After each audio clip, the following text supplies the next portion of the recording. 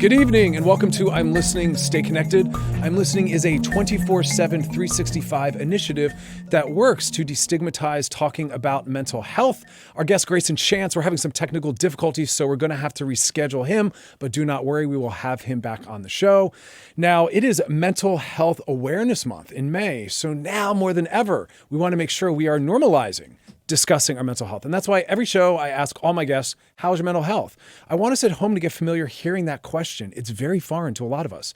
But again, we're trying to work on getting comfortable talking about our mental health, hearing about others' mental health, and also just feeling what we're feeling. And that is the definition of mental health, is letting yourself feel all your feelings. There's no good feelings or bad feelings. Mental health is having access to a full range of emotions and feelings, all of them.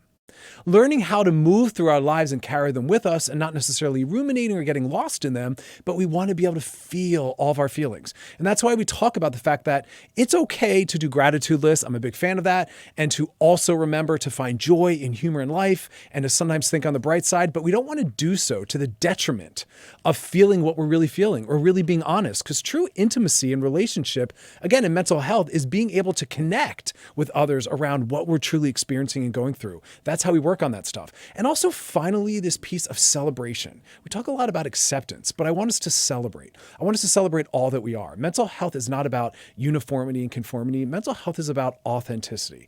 And in order to do that, we as a community and a culture need to celebrate all of our differences and find the value in them. Your neurodiversity, your different body shape or size, your gender expression, your sexuality. Mental health is allowing all of that. So make sure, again, though, finally, the little tip I want to give you is about framing your day and the way you want it to go. Starting your day and ending your day, really checking in and settling down with yourself. And again, doing gratitude lists, setting goals for that day, just really feeling your feelings. But if you want to join the conversation, you can do so by sending your questions into the Loveline DMs or by tweeting them at hashtag I'm listening. I have some questions that came in. This first one asks, I saw my parents for the first time in 2 months over the weekend. They teased me for gaining weight, knowing I struggle with eating issues. Now I can't stop overanalyzing what I eat. Should I say something to them? Absolutely. Yes, set those boundaries. In our culture, people find it okay to comment on people's weight gain or people's weight loss. You never know why someone might have gained weight or lost weight. It might not be a positive thing if you say, oh, you look great, you lost weight. They might be struggling with an illness. And again, people's larger bodies are not up for discussion. Health exists at every size. And so set boundaries with people. I tell my clients all the time, tell your friends and loved ones, hey, let's not be one of those groups that talks about our bodies and comments on them. Let's not fat shame. And so yes, if you're around family members that comment on your weight gain or weight loss, let them know that is something I don't want to have up for discussion. Let's talk about every other aspect and area of my life. So set that boundary, and loved ones will definitely honor that. I have another question that came in. This one asks, my roommate adopted a young puppy because she's working from home now. I'm afraid once she goes back to work at her office, I'll end up taking care of it. Should I bring it up to her? What do I say? I love that. I mean, right now, people are adopting a lot of different pets. I think that's a beautiful thing. There's a lot of pets that need homes. Pet ownership is really good for our mood. It also gets us out into the world. It's also a form of socialization. I notice a lot of people that are walking their dogs have formed little local communities. But yes, let your loved one or your roommate know. I'm all about honest, authentic adult conversations, letting people know where you're at and what you're worried about. Let them know, hey, when you go back to work, what is your plan for your pet? Let them know that you're not necessarily willing or open or able to take on the responsibility of feeding the dog or walking the dog. It's a really powerful conversation to have. Some jobs even let people bring their pet to work, so that might be an option for them. But weigh in on that. I'm all about calling out issues before they happen, lovingly talking them through. And remember, intimacy, true relationship, is talking about the things that make us a little anxious, things that are anxious to share, things that are anxious to hear. That's how we know we're really dropping into the important depth. I have a third question that came in. This one asks, how do I get better about being realistic with my expectations during this difficult time? I'm tired of feeling disappointed because I expect too much out of people. Yep, gotta right size it. And often know that we don't take into account what might be going on in someone else's life. often we personalize it. We think it might be about us. Someone misses your birthday. Someone forgets to call you when they said they would. You have to ask yourself first, what's going on for them? And even sometimes you ask them that. They might have been having a really rough day and you might not have been able to have been a priority. Just because it's your big day and your birthday doesn't mean that other things aren't happening in their lives. And so when people let us down, it's important to hold space for them to have something going on that's more important or meaningful, but also for them to do the repair work and circle back. People have to be able to let us down. We can't kick everyone out of our lives when things go wrong. Otherwise, that leaves us on our own and completely isolated. And so always be willing to let someone come back and do full accountability. What does that look like? They apologize for what happened. They let you know that they understand how it happened, and they share with you what they're going to do to make sure that it doesn't happen again. And that's what makes them safe to be brought back into our lives. Because again, people are going to let us down over and over throughout our lives. And so we want to make sure that we hold that space. All right, we're now going to go to Dr. Jen Mann. Dr. Jen, how are you? Hey, Dr. Chris, how you doing? Good. Thanks for being a part of the show. My pleasure. Great to see you. You as well. So I always like to ask right off the bat, how right now is your mental health? It depends on the moment. I'm only human. The quarantine has been, as it has been for many families, a little complicated for us. I have older parents who I have a lot of concerns about. So, it's been stressful. I worry a lot about everyone's health, but I'm very grateful that my health is good. My kids are good. My partner is good. My parents are COVID free, even though they have their own health struggles. So that's all good. And I'm especially grateful that I can work with my clients via video and all of that. So I'm very grateful. Oh, I'm happy to hear that. And what self-care have you been engaging in? What's been interesting for me is just seeing some of the new things that emerge that weren't part of my own repertoire in the past. And I've shared some of the stranger ones on the show, but are there any new self-care pieces that have emerged for you that you hadn't been familiar with in the past? Well, there are many things I'm doing for self-care. I mean, one that I was doing before, but now I'm taking it to new levels is, look, I'm obsessed with my Peloton. And I was thrilled when Peloton gave a free 90-day download to people. So you don't need the bike, you don't need the tread, you can take the yoga classes, the stretch. So for me, that's been a huge outlet. Literally this morning, I was on my bike taking a class and later on the floor, taking a class, like crying. And so that's been an amazing kind of outlet for me. My own personal therapy has been really important for me. Also getting to do my work and helping clients has been really so great for my mental health that I get to be there for other people. So I'm very grateful for that. But also the one thing, like I really kind of challenged myself to say like, okay, during all of this, I want to learn to do something different that I haven't done before. I want to leave this with a new skill. And I've actually been cooking and baking, which my partner Eric has loved. And it's been something that literally my whole life, my mother did not cook. My parents are songwriters. And when my mom got up to win her first Grammy, she literally got up and said, I want to thank my daughter who has grown up on lean cuisine, frozen food. So my mom did not cook. So I like her mother cooked. And I feel like I'm kind of breaking a cycle and learning some new skills. And that's been kind of cool. No, that's actually powerful. I was raised very similarly, but unfortunately, yeah. I'm perpetuating that by not cooking myself, and so it's just not going to happen in my bloodline. No cooking, but I'm impressed. That's what I was saying for decades, and I just kind of was like, like I feel like this is such a great time to get out of our comfort zone, to do things that we've said we're never going to do.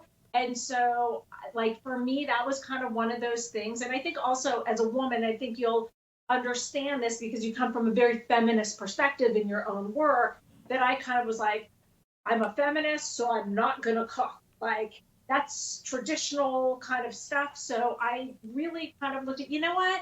Like, this is another way to be self-sufficient. This is another way to be powerful, that I kind of reframed it for myself. And I want my daughters to see that, like, you can do anything, like even cook. Like we don't have to get stuck in our ideas about gender stereotypes and what women do and don't do or what men do and don't do.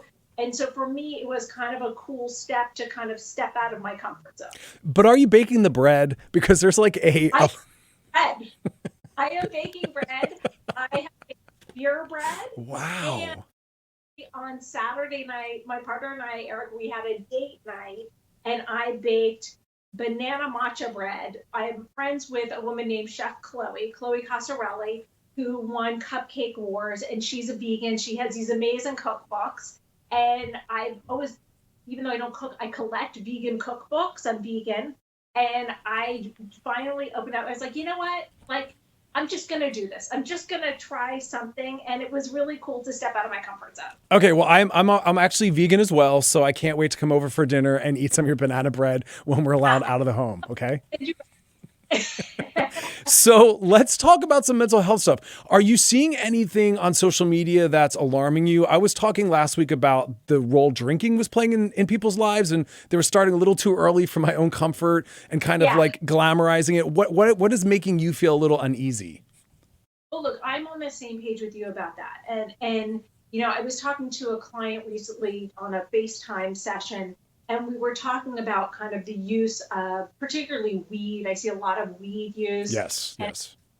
And you know, look, I am no prude. I've been around the block. I've tried my share of stuff. My parents are in the music business, so like you kind of had to, you know, like I grew up in a very open-minded household. And that said, my belief is that it's important to not be using substances to avoid feeling our feelings, to not learn the skills and the tools that we need to learn at a difficult time. You know, like I mentioned before, for me personally, but also as a goal for my clients, I think it's really important that we ask ourselves, how do we want to come out the other side of this? And to me, I want to come out, and I aspire to have my clients come out of all of this stronger, with more tools, better equipped, more capable of dealing with stress, dealing with life. So to me, when we are using substances to avoid feeling our feelings or using our tools, it's a problem. And I'm all for do a cocktail hour with your friends, have a drink here and there, have a glass of wine with dinner. Like, okay, that's cool. But where I am concerned, and I think similarly to you, is where I see people like, starting drinking at 11 o'clock or drinking their problems away or using that as a crutch. And to me, that's different than like, hey, here's something I can do on a little special occasion. Yeah, so beautifully said, especially because it's Mental Health Awareness Month. And it's kind of why I've transitioned out of using the word coping mechanism and I talk more about self-care, even though there's a little bit maybe of a distinction. But because like you just said, I want people to walk away from whatever they're utilizing feeling better, at least neutral, but not feeling avoidant or burnt out or more exhausted. And I want everyone to come out of this a little rested and healed, not beat up and worse off. And so I agree with that. And I think what a lot of people don't realize is that alcohol is a depressant. And that while you may feel great in the moment while you're having that drink and you're doing your thing, you are getting a nice buzz, but afterwards, a lot of people are experiencing a lot of depression and a lot of they're lethargic, they're having trouble getting out of bed. And I think also a lot of people are, and look, I'm guilty of this as well, staying up later, sleeping in a little later, which in some ways can be good, but what matters is that you are still taking care of business, that you are still moving yourself forward in healthy ways. We had some questions that came in that I'd love for you to answer with us. Absolutely. I love that. This one asks, every time my partner and I argue, she goes to the most extreme and thinks I'm going to break up with her. How do I help her see that it's okay to disagree sometimes? Well, first of all, I would want to know where that came from. Is this someone who their parents maybe are divorced and they saw them fight and then they broke up? Are they someone who previously were in relationships where their partner always threatened? I want to kind of better understand the partner. I always say when it comes to couples, seek to understand.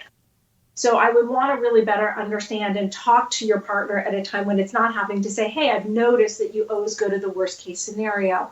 What is it that makes you feel that way? And what can I do to make you feel safer?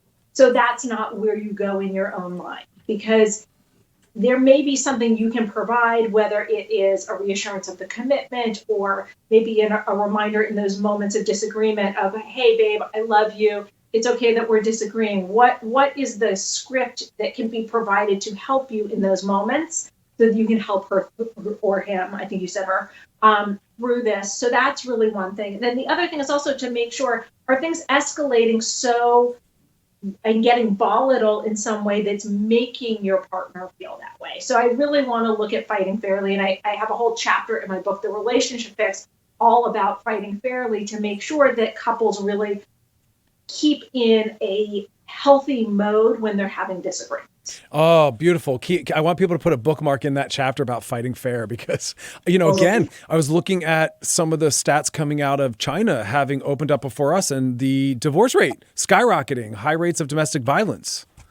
Absolutely. A colleague of mine was telling me a story about taking a walk around the block. She put on a mask and gloves and literally went around, a square and told me that in that time period, she heard 2 separate homes where the couples were screaming at each other so loudly she could hear it from the street. And it really speaks to, we are under enormous stress. And I think that everybody has it hard in different ways. I'm talking to singles who are quarantining in isolation and who are feeling very isolated and lonely. I'm talking to couples who are fighting more than I've ever heard them fight. I'm talking to families where parents are losing their cool with their kids. Look, we know that the rates of child abuse are skyrocketing as well. So, it is such a stressful time. And I think it's really important to look at everything that's happening in that context. Where whatever cracks there are in your relationship, you're going to feel them more now. And this is a great opportunity to work on that. It's not just how do you want to end this quarantine yourself individually, but also how do you want your relationship to be at the end of this? Bam. You want it to be stronger. You're going to use this to kind of caulk those cracks in the relationship and work on that and develop those tools. Love that. Here's another question that came in. This one asks, is it healthy to have separation anxiety in a relationship? And they put in here, I'm talking about a few hours, not days. If you're feeling separation anxiety for a few hours, I'm assuming this is maybe someone who is sheltering in place and maybe their partner works at a hospital and is leaving and coming back. I'm hearing a lot of this. And look, is it normal? I don't know that there is a normal now for people to feel anxiety when their partner leaves and comes back. Look, if you were saying like my partner's going to the other room and I'm feeling anxious, then that's something that's important to look at. If they are leaving and coming back, most people that I speak to are feeling a level of anxiety when their partner leaves and comes back because there's anxiety about the virus. There's anxiety about something happening to them. There's a lot of anxiety, free-floating anxiety, because we are all going through a collective trauma together. And it's important to see it that way. But I think if your anxiety is at the point where it is hurting your relationship, preventing you from sleeping, preventing you from functioning well, then it's important to talk to a professional. And most therapists at this point are doing teletherapy and telemedicine. So to reach out or even call a hotline. If right now cost is an issue, there are a lot of peer counselor hotlines that are totally free. Yeah, and I'm such a fan of that right now. That's what I keep saying to individuals as well. Come out of this having really worked on yourself and your relationship. Now is a great time to get into therapy or order some of those books like your own that are, rooted in self-help and relational help and just kind of do that work. We have one final question. This one asks, I want my boyfriend to stay active with me during this lockdown, but he's accusing me of trying to force him into doing things he doesn't want to do. I'm just trying to look out for his health. Thoughts? Well, this is a good one. Well, I think you have to be careful you don't get into a power struggle about exercise. And exercise and fitness can be a very touchy subject, especially with couples, whether it is, hey, I want you to eat what I'm eating and follow this diet, or exercise when I exercise. And I think that a lot of the time you can butt heads because it becomes the power struggle, which all relationships have to some degree. So I would say, you know what, do a light invite. Hey, I'm working out now if you want to join me, and let it go. And what you have to do is work on enjoying your workouts by yourself and letting your partner find their way. And sometimes when you give a partner the space to come to their own conclusions. Sometimes ultimately they find their own thing. They find either their own exercise or they end up joining you, but maybe your partner likes to exercise in a different way or take care of him or herself in a different way. And you got to give them the space and the respect to do that. Love it. Let it go, let it go, let it go. Space and respect. Dr. Jen Mann, thank you so much for being a part of our show, and it was great to sit with you. So great sitting with you too. Thanks for having me. Of course, be well. I love that. Again, for a lot of us, we're going to come out of this just well rested, but I'm such a fan of us working on ourselves. Buy some of those self-help books. There's so many beautiful resources. And if you don't want to spend the money because finances are tough, there's so many things available online for free. Dr. Jen and myself have a lot of videos out there. We've curated our social media to give people articles and thoughts, things to consider. But work on yourself, work on your relationship. It's Mental Health Awareness Month. Now more than ever is a time to do so. We have a lot of ample free time. And so I'm glad everyone's doing those home workouts. That's such an important part of mental health. But don't forget to do the mental health exercises as well. And I tell everyone, just open up your day. And that could be just the piece where it occurs. Set some goals, set some intentions, tell yourself what you want to work on. I tell everyone, healthy relationships are when we know what we need to work on to be a better partner. But we have so many different relationships in our lives. We're family members, we're loved ones, we're employers or employees, and these all give us different opportunities to have interventions on ourselves. Again, relationships are a mirror. They reflect back where our work is because we are hyper-relational people. Every song is about relationships. Every movie is about relationships. Every book is about relationships. It's just such a powerful center point in our lives that it really shows us how our mental health is tied to our relational health. If you want to join the conversation, you can always do so by tweeting your question to #I'mListening, or you can send your questions into our Loveline DMs, and we'll be answering those throughout the show. Did we get Greyson on the phone? All right. We are going to go now to singer-songwriter Greyson Chance. Greyson, how are you? Hey, how are you? So sorry we had some technical difficulties. It's all right. It's what happens with the live show. All right now. Yeah, so I guess our Wi-Fi just sucks here. It's all right. It's all right. We got you. So I want to just start by asking you right now, how is your mental health? I'm doing all right. It's a mixture of ups and downs right now. Quarantine has been in many ways a blessing. It's given me a lot of time to sort of be in one place. I played 105 shows last year, so it's been nice to sort of be in the same bed for a minute. But you also have your sort of down moments where you're just questioning what the world is going to look like after this. But today has been a good day thus far. 105 different places. Does that feel fun and exciting to you, or does that feel chaotic and dysregulated? Because when you said that, I felt very chaotic in my body. It's sort of just what I do now at this point. I think in many ways it's not until you're able to finish up a tour when you're looking back where you're going, oh my gosh, we actually just pulled that off. But in the moment, I'm so just inspired by the fans, and I love being on stage. I'm addicted to it. And I love touring, and I miss it a lot right now. Well, congrats. I'm always happy to hear that someone's thriving and able to do what they love. And, your fans, you were among our guests to get the most questions. We were flooded. Everyone has a lot of questions for you. We will get to those. But before we get there, talk to me a little bit about self-care. I want everyone to use this time to zero in on that. What would you say are your self-care practices, if at all? Well, lately in quarantine, it's been as much time as I've been able to spend outside, but do it safely. Obviously there are certain areas in the world where there are different measures. In Oklahoma right now, we're just kind of starting to open back up, but I've been able to, even in our lockdown, was able to work out outside, go and run, go and hike when I was able to do it safely.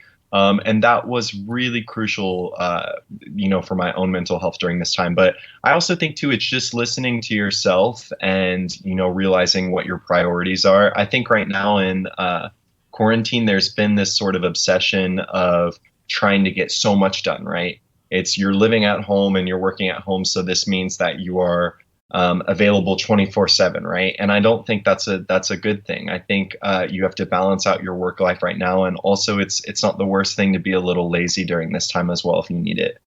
I'm saying that so powerfully to people as well. Rest. It doesn't have to be a time of Yes. productivity. So you're not feeling any pressure to be producing new music, because that's what a lot of the fans were asking. What's next? What's next? Ask them what's next. And I was thinking, let the kid rest.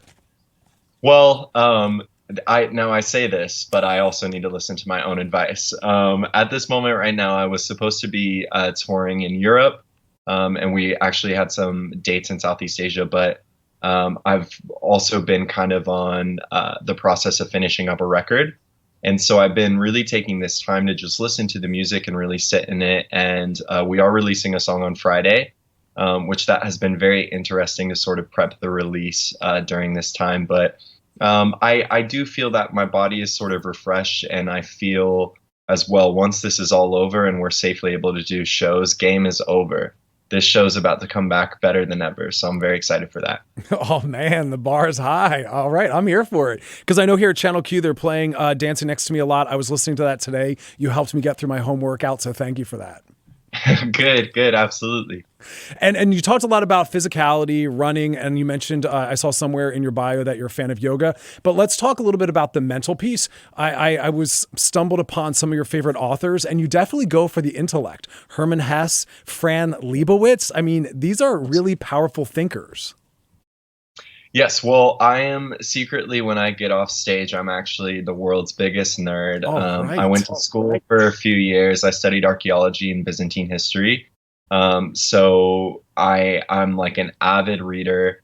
And that's sort of been a nice thing too for quarantine, right? Is you're able to have some more time to sort of devote to literature and do these things. But yeah, Hermann Hesse is, I think every young person should read it in their adolescence.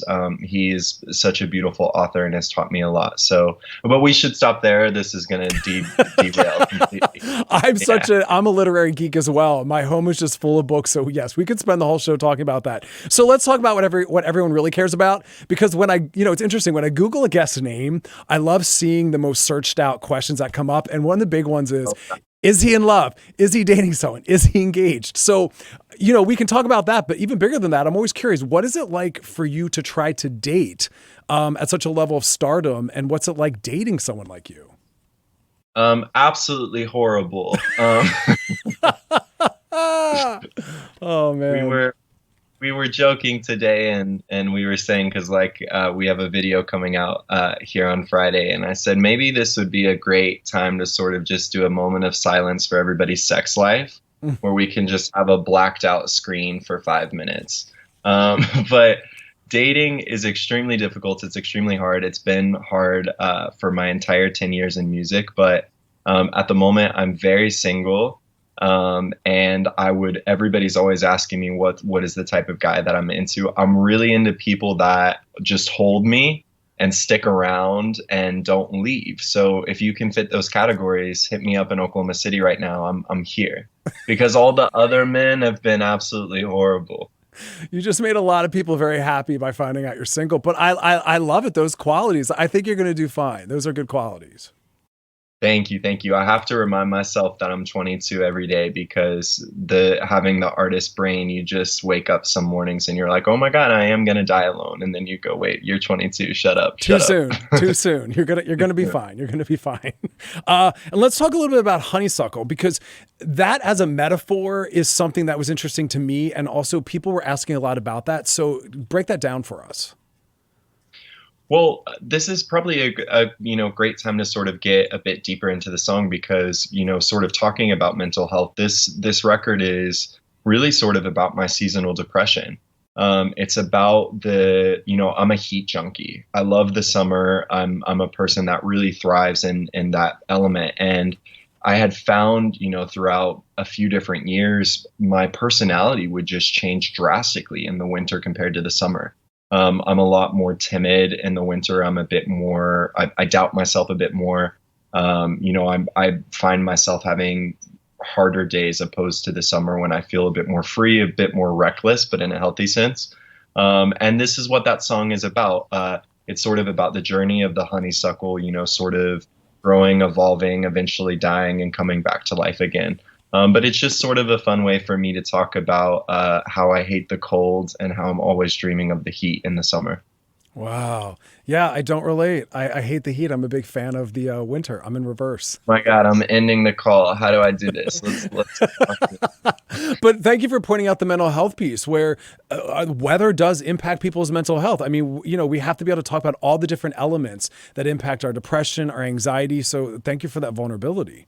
No, absolutely, and I think it's been an interesting take because my last record was so much about a relationship, and this album is really sort of touching on different topics, and this is something that I think is a bit fun, and I'm very excited to share this song as we enter into summer and as the world is kind of going through a tough time right now. And you said, so as the new music starts to develop in your writing, is there anything we should be looking forward to? Is it going to be rooted less in dating and romance, as you said, and moving towards more mental health and different perspectives? Yeah, so I think one of the best things about music is it does and it should catch the artist where they're at in their moment and catch the writer where they are in their life. And Portraits, my last record that I released in March of last year, was so much about a failed engagement that I had and a long relationship I had with a person. And so I just wrote so much about that because it was very prevalent in my year. And this album now in comparison is so much more about life on the road. It was about doing those 105 shows. It was about me sort of stepping into the fact that I know it sounds a bit silly, but you do have a moment where you realize, oh my gosh, I'm 22 now. The next few years are, I'm an adult. There's no one to really carry me as if there was, in the past, right? And so it's a lot about me sort of reconciling with that. And I've been telling the fans a lot that this record feels in my heart sort of like a deep look in the mirror, and me sort of commenting on the flaws that I noticed within myself, the positive things I've noticed within myself, and just sort of a lot of self-reflection that I had last year as I was touring throughout the world. Oh, that's so honest and vulnerable. Thank you for sharing that with everyone. Thank you. I had some questions that came in for you. I'd love for you to answer them with us and for your fans. Yeah, absolutely. This first one asks, if you were given a chance to talk to your 8-year-old self, what advice would you give? That's heavy. That's a very great question. I think I would tell him to buckle up, that life was about to get very, very crazy. And I think I would also tell him to, stay very true to himself. I've been in this now for 10 years. I've gone through a series of ups and downs and had a lot of moments where my career was, deemed by a lot of people as done. And the, biggest moments in my career now have been the times where I trust my instinct and I trust myself and I do what I want to do and I do what feels right. So I think I would tell him that lesson and to not pick up that pack of Marlboros when you were 15, because we're so screwed now. We are just absolutely screwed. Oh, Greyson, put it back down, man. Put it back down. Well, in these times, hell, pick them up. It's fine. Whatever you got to do. All right. This next question asks, I'm struggling with self-confidence. And now after being alone for such a long period of time, it's caused me to start doubting everything about myself. How do you remain confident and pick yourself back up?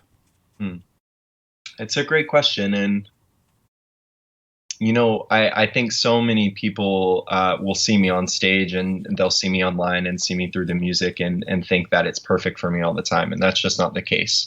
I think the first thing is realizing that no matter how confident you might be or no matter how good the moment might be, you're always going to have your bad days. You're always going to have days of self-doubt, of sort of looking at what you're doing in your life and thinking, man, maybe this could be better. That's just going to happen regardless of how good it is. But the ways that I sort of pick myself back up is I put it into my creativity. I put it into my passion. When I'm able to see good things happening within my work and seeing results coming from the time and dedication that I put into my music, those are the things that give me the confidence to remember, okay, I do belong here. So my advice to that person would be to take the day to really sort of be down in the dumps and then wake up the next morning and try to set a plan of action of, okay, what can I be doing to better myself in my work environment or, just within my friends, within my creativity, and start from there. Wow. Well said. We have 2 final questions. The next one asks, this one's a heavy one too. You got some deep thinking fans. This one asks, what are the most important life lessons you've recently discovered about yourself? since getting back into the spotlight, and have these lessons influenced how you move forward? Yeah, I think, oh man, this is very deep. This was a very interesting way to close out my Monday evening. One of the biggest things that I've learned over putting out this record and being on the road again last year was that, and again too, it's all a process. A career spans a lifetime, or at least you hope that it does. And I'm now able to look back at some of those darker moments in my career and realize that they made me so much stronger. The days that I thought I was never going to be able to sell a ticket again or sell a record, those were horrible days. Those were really terrible moments, but they made me stronger for this one right now. So I think realizing that longevity exists, and knowing that what's the, oh my God, I'm such an idiot. It's a marathon, not a sprint. That's Yes. right. Thank you. And then one of the biggest things I've been applying to my life right now is a piece of advice I got from Cyndi Lauper just in December, where she said, you can't get struck by lightning unless you stand out in the rain. And I think that applies to everything across the board in life. Beautifully said. And that's someone who's had such a beautiful legacy and a long career. Absolutely. Chick's been around the block a few times. Love her. And this final question, this one's a little bit lighter, and I actually have the same question for you as well. What made you download TikTok, and how did you get so good at editing so fast? TikTok has made me feel so old. I can't even. Made you feel old? I just learned what it was last week. I don't understand it. I think truly I'm actually a bit worried about our society moving forward. To all of the gays on TikTok, stop. We don't need it. We don't need the content. Read a book, please. But I'll probably still be TikToking as well. So it's stupid and it's fun, and I'll see you on the app. I'm going to be on there just doing TikToks of me reading books. That's kind of how my life goes. So. Honestly, you should. TikTok will make you realize that there is a niche for everybody. And I don't know if that's a great thing or a horrible thing for us moving forward, but it all exists there. All right. Greyson Chance, thank you so much for being a part of our show and for sharing so much beautiful vulnerability. All the best. Absolutely. Have a great night. Thank you so much. Of course. Bye-bye. I love that. Put down the TikTok. But again, mental health, it's Mental Health Awareness Month, and he was so vulnerable and so honest. And again, as he said, if you're struggling to find confidence or to ground yourself, really funnel and channel that into your passions. And that's what's going to really make you feel like you're utilizing the most valuable parts of yourself and really raise that esteem. Thank you for sticking around and joining our show. I'm so glad we got him on. We'll be back tomorrow night at 5 p.m. Pacific Standard. That's 8 p.m. Eastern on all the radio.com handles. Y'all have an awesome night, and thanks for hanging out with me.